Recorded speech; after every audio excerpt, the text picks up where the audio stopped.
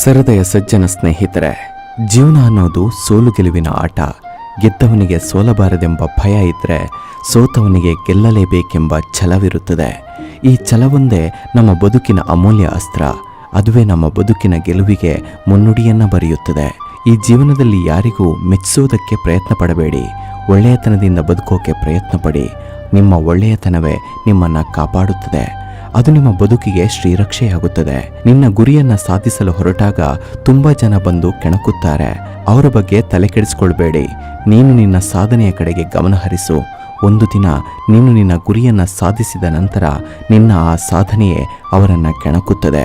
ಯಾವತ್ತು ನಿನಗೆ ಶತ್ರುಗಳ ಸಂಖ್ಯೆ ಹೆಚ್ಚಾಗುತ್ತಾ ಹೋಗುತ್ತದೆಯೋ ಅವತ್ತು ನೀನು ನಡೆಯುತ್ತಿರುವ ದಾರಿ ನಿಖರವಾಗಿದೆ ಎಂದರ್ಥ. ಜೀವದ ಮೇಲೆ ಭಯ ಇರುವವನು ಈ ಜಗತ್ತಿನಲ್ಲಿ ಏನೂ ಸಾಧಿಸಲಾರ. ಜೀವನದ ಮೇಲೆ ಭಯ ಇರೋನು ಸಾಧನೆ ಮಾಡದೆ ಸಾಯಲಾರ. ಇಂದು ನಿನ್ನ ಜೀವನದಲ್ಲಿ ಆಟ ಆಡಿದವರೆಲ್ಲ ಮುಂದೊಂದು ದಿನ ನಿನ್ನ ಹತ್ರ ಆಟೋಗ್ರಾಫ್ ಕೇಳಿ ಸೆಲ್ಫಿ ತಗೊಳ್ಬೇಕು. ಆ ಮಟ್ಟಕ್ಕೆ ಬೆಳೆದು ತೋರಿಸು. ಅದೇ ನೀನು ಅವರಿಗೆ ನೀಡುವ ಉತ್ತರ. ಅದಕ್ಕೆ ಹೇಳೋದು, ಗೇಲಿ ಮಾಡೋರ ನಡುವೆಯೇ ಗೆದ್ದು ಬಂದು ಗರ್ವದಿಂದಿರಬೇಕು.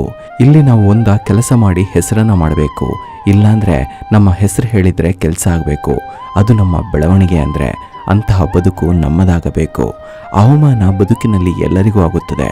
ಅವಮಾನ ಕೆಲವರಿಗೆ ಸಾವಿನಡೆಗೆ ದಾರಿ ಕಾಣಿಸಿದರೆ ಇನ್ನು ಕೆಲವರಿಗೆ ಫಿನಿಕ್ಸ್ನಂತೆ ಎದ್ದು ಬಂದು ಏನಾದರೂ ಸಾಧಿಸಲು ಸವಾಲಾಗಿ ಕಾಣುತ್ತದೆ.